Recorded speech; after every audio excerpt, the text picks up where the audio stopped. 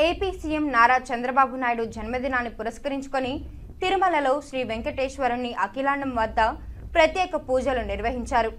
Media state coordinator Sridhar Varma Chandrababu 75వ జన్మదినం సందర్భంగా 750 కొబ్బరికాయలను కొట్టి 7 కేజీల 500 గ్రాముల కర్పూరాన్ని వెలిగించారు.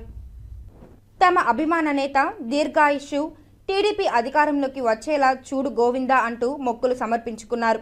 అనంతరం TDP media state coordinator Sridhar Varma మాట్లాడుతూ ఏపీ ముఖ్యమంత్రి చంద్రబాబు పుట్టినరోజు సందర్భంగా తిరుమలలో కొబ్బరికాయలు కొట్టామన్నారు. రాష్ట్ర అభివృద్ధికి ఎనలేని కృషి చేస్తున్న చంద్రబాబుకు ఆయుర ఆరోగ్యాలు శ్రీ వెంకటేశ్వర స్వామివారు ప్రసాదించాలని కోరుకుంటున్నట్లు తెలిపారు. ప్రజా శ్రేయస్సు కోరారు. సీఎం చంద్రబాబు చేపట్టిన ప్రతి కార్యక్రమం విజయవంతం కావాలని ఆకాంక్షించారు. 75వ జన్మదినం సందర్భంగా 750 కొబ్బరికాయలను కొట్టి మొక్కులు చెల్లించారు. 7 కేజీల 500 గ్రాముల కర్పూరాన్ని వెలిగించామన్నారు.